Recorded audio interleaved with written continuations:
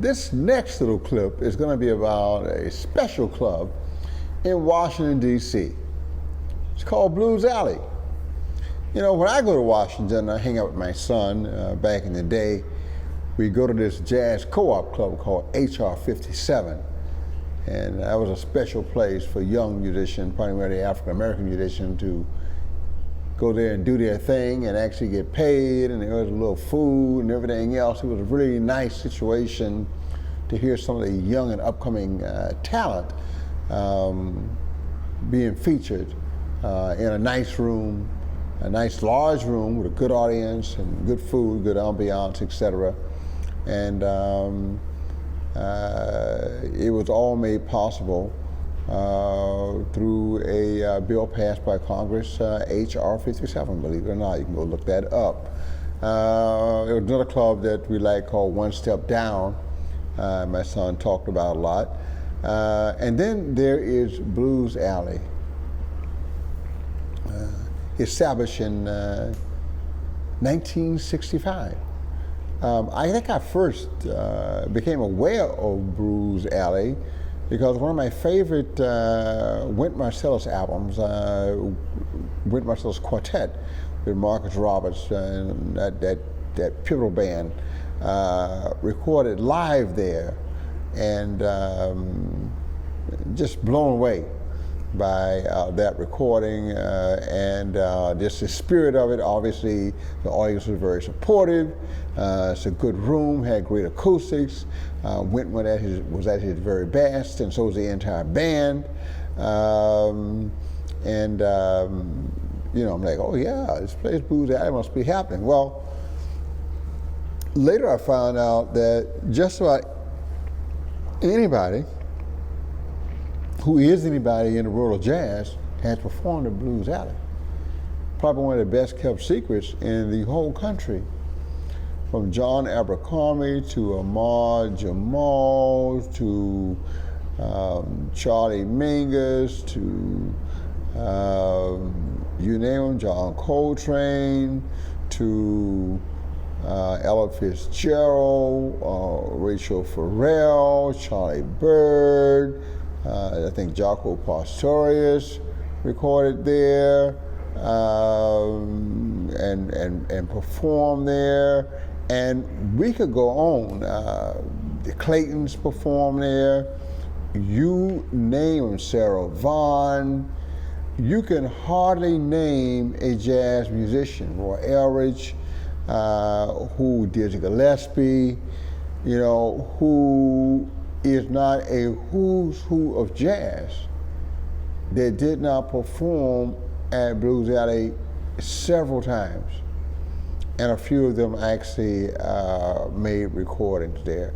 The list is so long alphabetically because it is huge. It's like the who's who of jazz.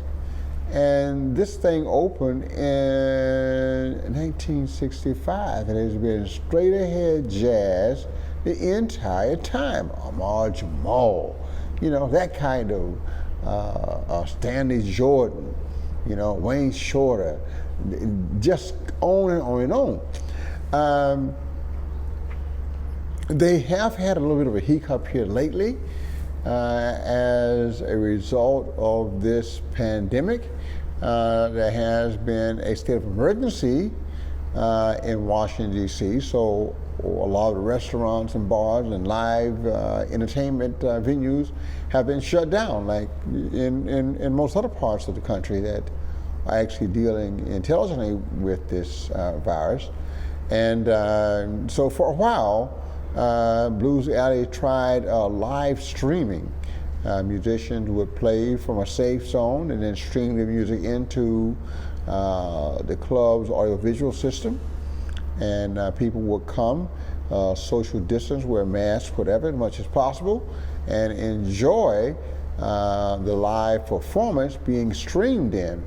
And although the musicians would not be in the room with them, the music would be live, and it was as close as you could get in a safe atmosphere. And I guess they did that for months. And, you know, as this scourge on our society has gotten worse.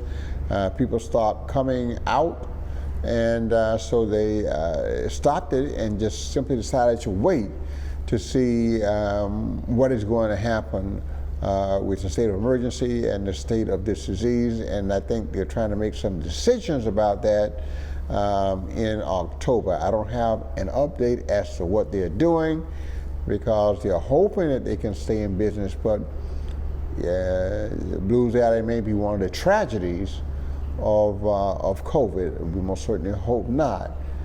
But once again, Les McCann, George Benson, you name them, and they have performed there because it is one of the hottest jazz clubs and one of the most respected venues in the world. And it's located in the Georgetown neighborhood in Washington, D.C. So when you think about all that happens in Washington, D.C. that you don't like, think of Blues Alley, because there's some stuff going on there,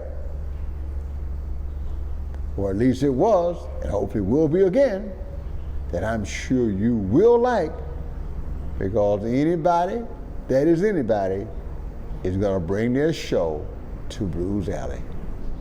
And that's the rest of the story about jazz and Washington, D.C. Thank you very much.